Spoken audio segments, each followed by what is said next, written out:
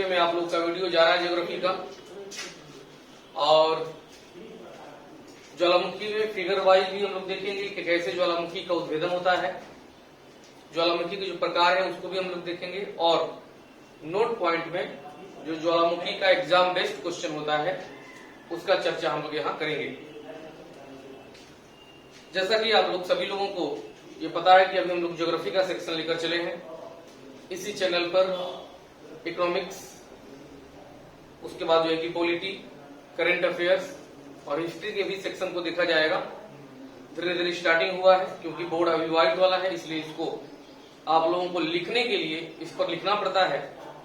अगर जो है कि डिजिटल बोर्ड होता तो हम लोग भी जो है कि अपना पीडीएफ वगैरह बना करके या अन्य माध्यम से आप लोग के पास जल्दी से जल्दी पहुंचा देते। हालांकि कोई बात नहीं है, ज्यादा से ज्यादा आप लोगों को फायदा हो। तो आज क्लास का है जो ज्वालामुखी वोल्केनो। तो वोल्केनो में आप जरा सा देखेंगे इसका डिफिनेशन क्या है।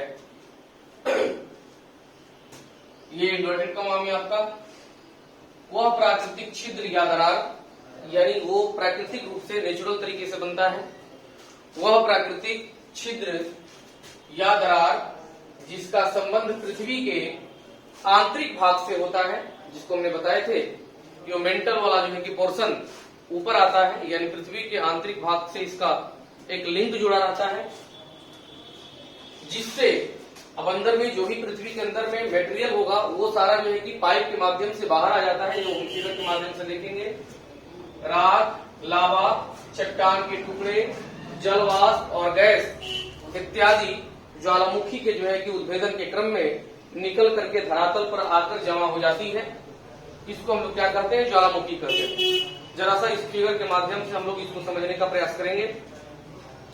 ये जो पोर्शन है, ये जो है ये आपका जो है कि आंतरिक भाग का पोर्शन, और ये धरातल पर आकर के, सॉरी, ये जो है कि आपका धरातल जो हुआ इसके माध्यम से वो एक पाइप बनाएगा पृथ्वी के आंतरिक संरचना के अंदर। इसमें जो है कि 4-5 नाम होगा। एक होगा आपका ज्वालामुखी पाइप, यानी जिसके माध्यम से अंदर का जो मटेरियल है वो बाहर की तरफ आएगा। एक जो है कि सीमित समय के लिए, कुछ समय के लिए एक पाइप बनता है, और इसी पाइप के माध्यम से राख, लावा, चट्टान के टुकड़े, जलवाष्प और विभिन्न गैसें, सबसे ज्यादा जलवाष्प 80 से 90% जलवाष्प ही ज्वालामुखी में बाहर निकलता है। तो इसके माध्यम से जब बाहर निकलेगा तो यहाँ पर 2 छिद्र बनाएगा।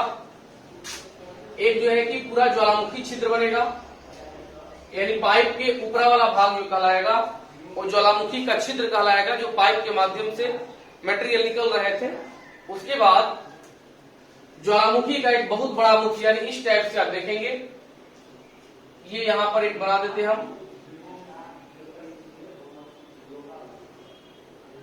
ये आपका हो गया, ये हो गया ज्वालामुखी मुख छिद्र, और ये हो गया ज्वालामुखी मुख। और यहीं पर जो है कि ज्वालामुखी के मुख को क्रेटर कहते हैं, ध्यान रखिएगा, क्रेटर।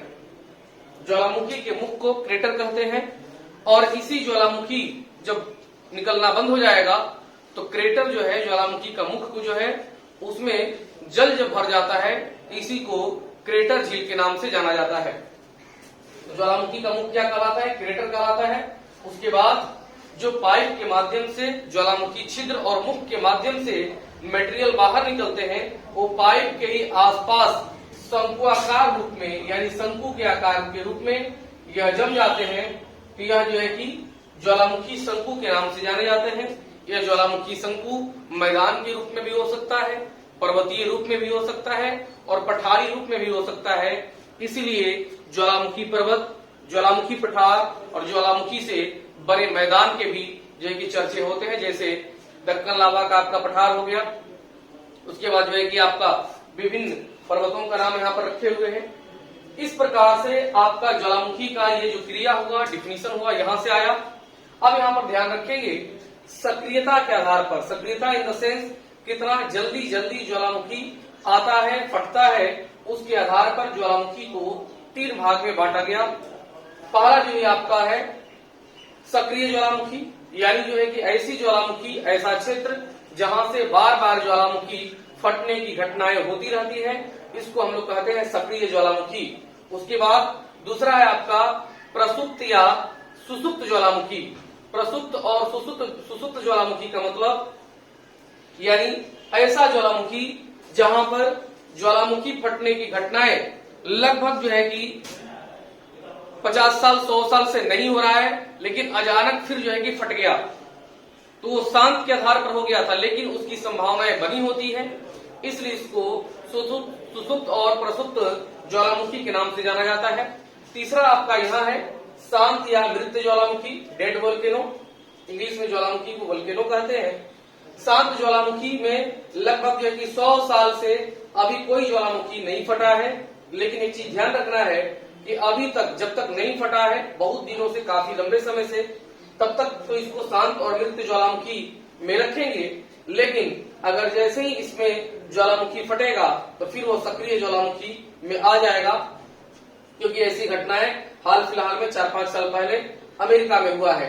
तो यहाँ पर जरा सा हम लोग देख लेते हैं, क्योंकि सक्रिय ज्वालामुखी, प्रसुप्त ज्वालामुखी और मृत ज्वालामुखी में कहीं क्वेश्चन पूछता है कि निम्न में से कौन शांत ज्वालामुखी है या नहीं है, सक्रिय ज्वालामुखी है या नहीं है, प्रसुप्त ज्वालामुखी है या नहीं है। इसलिए सिलेक्टेड चीजें, क्योंकि आपको बता दें पूरे पृथ्वी पर 500 से अधिक सक्रिय ज्वालामुखी है, और प्रशांत महासागर के आसपास, जैसा कि हम आपको बताए थे कि सबसे ज्यादा प्रशांत महासागर के चारों तरफ भूकंप आता है, ठीक उसी प्रकार विश्व का 63% जो ज्वालामुखी है वो प्रशांत महासागर के चारों तरफ आता है। अब यहाँ पर सक्रिय ज्वालामुखी, प्रसुप्त और सुसुप्त ज्वालामुखी में जो इम्पोर्टेंट है, जो एग्जाम में कई बार पूछा हुआ है, चाहे वो जो है कि ग्रुप डी लेवल से लेकर के स्टेट पीसीएस तक का एग्जाम में है, उसको देखने के बाद हमने सिलेक्टेड जो है कि आपका ज्वालामुखी का चर्चा यहाँ पर किए हैं। तो आप देखेंगे सक्रिय ज्वालामुखी, यहाँ पर 2 चीजें हैं, ज्वालामुखी का नाम और उसके बाद वह कहाँ पाया जाता है। तो आपका विश्व का सबसे ज्यादा सक्रिय ज्वालामुखी है किलायू। किलायू अमेरिका के हवाई द्वीप पर अवस्थित है। किलायू आपका सक्रिय ज्वालामुखी है तथा विश्व का सबसे अधिक सक्रिय ज्वालामुखी में इसका नाम आता है। दूसरा है आपका कोटोपैक्सी। कोटोपैक्सी इक्वेडोर में है और विश्व का सबसे ऊंचाई पर स्थित यानी सबसे ऊंचा सक्रिय ज्वालामुखी इक्वेडोर में कोटोपैक्सी। उसके बाद मोना लोवा नामक ज्वालामुखी हवाई द्वीप पर है। ओसामा ये ज्वालामुखी का नाम है, जापान में है। एटना, माउंट एटना का नाम आप लोग सुने होंगे, और माउंट एटना इसी ज्वालामुखी से यानी एटना ज्वालामुखी के फटने से उस पर्वत का निर्माण हुआ। तो माउंट एटना सिसिली द्वीप पर, ये द्वीप का नाम है, इटली में है। इटली के सिसिली द्वीप पर माउंट एटना नामक ज्वालामुखी है। उसके बाद जो है कि आपका अस्ट्रम्बोली, अस्ट्रम्बोली इटली में ही लिपारी द्वीप पर है, और अस्ट्रम्बोली को भूमध्य सागर का प्रकाश स्तंभ कहते हैं, क्योंकि भूमध्य सागर में जैसे एंट्री होगा उसके भूमध्य सागर के ऊपर वाला क्षेत्र में यह इटली का लिपारी द्वीप है। उसके बाद भारत में एकमात्र सक्रिय ज्वालामुखी अंडमान निकोबार में बृहद निकोबार पर बैरन है। बैरन कौन नहीं दिखा दे रहा, बैरन है। ये हो गया आपका सक्रिय ज्वालामुखी। आप यहाँ पर देखेंगे प्रसुप्त या सुसुप्त ज्वालामुखी, जिसको डोरमेंट वोल्केनो इंग्लिश में कहते हैं। यहाँ पर जो है कि आपका मुख्य रूप से आप ध्यान रखेंगे सक्रिय ज्वालामुखी ज्यादा पूछता है। सुसुप्त या प्रसुप्त ज्वालामुखी में विसुवियस इटली में, विसुवियस लिखे हुए हैं, वो इटली में है। क्राकाटोआ, क्राकाटोआ इंडोनेशिया में। फ्यूजियामा जापान में है।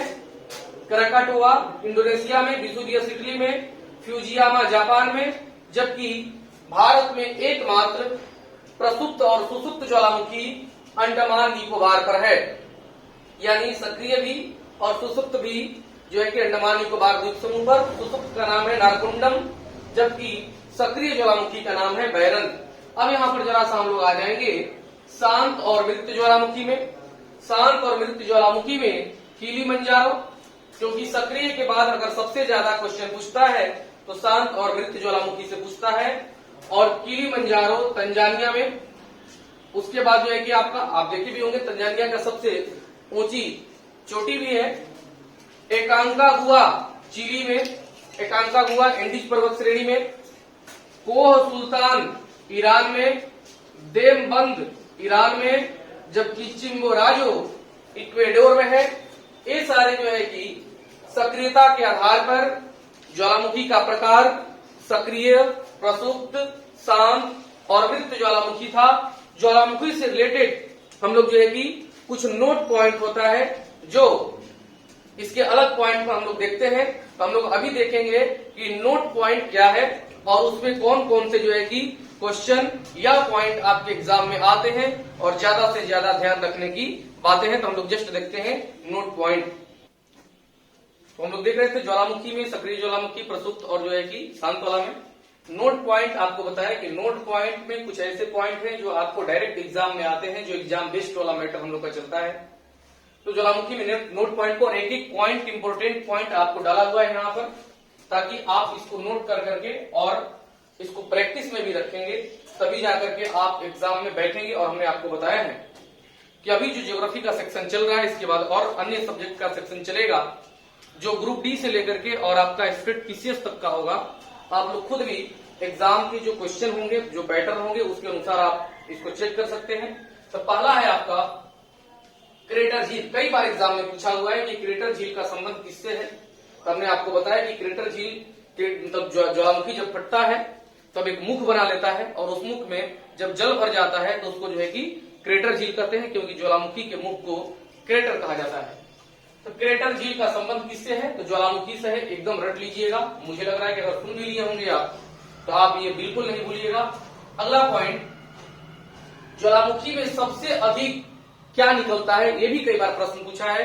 यानी ज्वालामुखी उद्भेदन के समय कौन सी गैस या कौन सा जो है कि मटेरियल सबसे अधिक निकलता है? तो सबसे अधिक निकलता है आपका जलवाष्प 80 से 90%। जबकि एक बात और ध्यान रखेंगे, जलवाष्प के बाद सबसे ज्यादा निकलता है SO2, उसके बाद जो है कि आपका नाइट्रोजन वगैरह। ये ध्यान रखना है, ब्रैकेट में लिखे हैं और डायरेक्ट लिखा भी हुआ है कि ऑक्सीजन गैस बाहर नहीं निकलती है। यानी पृथ्वी से जब ज्वालामुखी पृथ्वी में फटेगा तो ऑक्सीजन गैस बाहर नहीं निकलेगा, सबसे ज्यादा ज्वालामुखी निकलेगा, उसके बाद सल्फर डाइऑक्साइड निकलेगा। तीसरा पॉइंट है, जैसे हमने आपको बताया था कि भूकंप सबसे ज्यादा प्रशांत महासागर के चारों तरफ आता है, ठीक उसी प्रकार से विश्व का 63% जो ज्वालामुखी का उद्भेदन होता है वह प्रशांत महासागर के चारों तरफ आता है, जिसको हम लोग क्या कहते हैं? रिंग्स ऑफ फायर कहते हैं। कारण है कि जब प्रशांत महासागर का आकार गोलाकार है तो चारों तरफ, यानी इस टाइप से, ये प्रशांत महासागर, चारों तरफ जब ज्वालामुखी फटेगा तो यहाँ पर आग बरसता है और इसी को कहा जाता है रिंग्स ऑफ फायर। यानी प्रशांत महासागर के चारों ओर ज्वालामुखी के फटने की क्रिया को। अगला पॉइंट है, जब ज्वालामुखी उद्भेदन के समय किसी क्षेत्र में या किसी जगह पर रुक रुक कर जब गर्म पानी ऊपर निकलता है तो उसको हम लोग गीजर या गेसर कहते हैं। ठीक इसी प्रकार पर जब आपके वॉशरूम में गर्म पानी जो है कि स्नान करने के लिए होता है, इसलिए उस मशीन का नाम गीजर या गेसर रखा गया।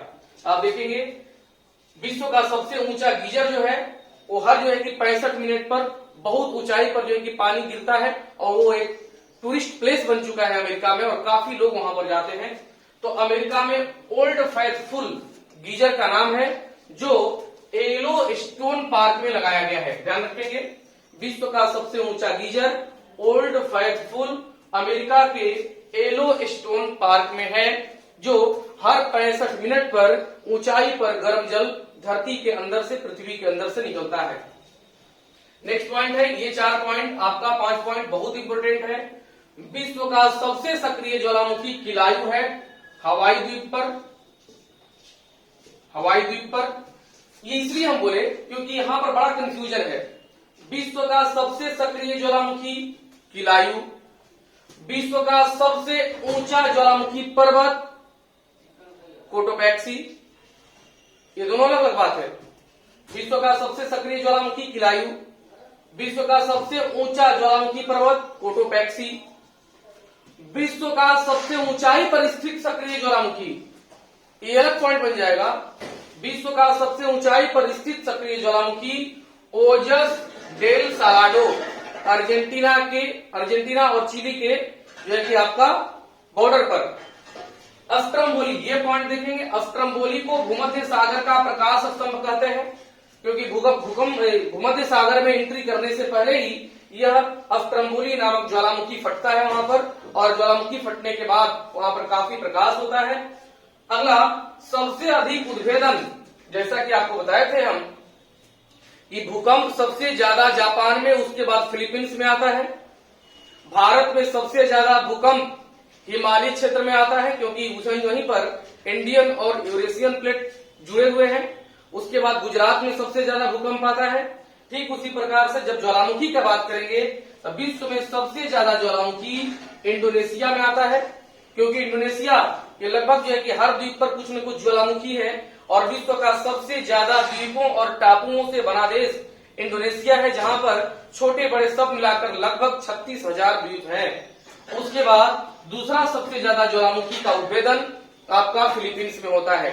ये सारे नोट पॉइंट को आप लोग वीडियो को पॉज कर करके और अपने नोट्स में इसको जरूर लिख लेंगे, ताकि एग्जाम के टाइम में आप एक सरसरी निगाह अपने नोट्स पर डालेंगे, ताकि नोट वाला पॉइंट को ज्यादा दिखा देंगे। और ये था हम लोगों का ज्वालामुखी का चैप्टर। आपको बता दें, जितने भी YouTube के माध्यम से हमारे स्टूडेंट देख रहे हैं इस वीडियो को, वो एक एप्लीकेशन डाउनलोड करेंगे जिसको टीच मिनट कहा गया है, क्योंकि पटना के कुछ स्टूडेंट जैसे बिट्टू सिंह राठौर, रजनीश मिश्रा, ये सारे लोग जो कि बोल रहे थे कि लाइव क्लास चलाने के लिए, बहुत सारे और भी स्टूडेंट थे, तो उनको बता दें कि लाइव क्लास तब चलेगा यूट्यूब पर जब हमारे सब्सक्राइबर 1000 हो जाएंगे। जबकि आपको पता है कि एक सप्ताह पहले ही ये बना है चैनल, इसलिए ज्यादा से ज्यादा सब्सक्राइब करवा करके यूनिवर्सल प्लेटफॉर्म को आप सब्सक्राइबर बढ़ाइए, तो लाइव क्लास यूट्यूब पर ही चलेगा। अदरवाइज जिन स्टूडेंट को लाइव क्लास करना है वो अपने प्ले स्टोर से टीच मिनट डाउनलोड कर लें। टीच मिनट डाउनलोड करने के बाद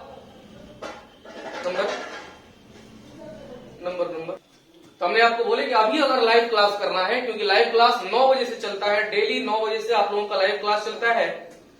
टीच मिनट एप्लीकेशन को डाउनलोड करने के बाद यहाँ पर आपको 6200851221 पर एक मैसेज छोड़ देना है अपना नाम लिख करके, और वहां पर लिख देना है कि हम लाइव क्लास में जुड़ना चाहते हैं।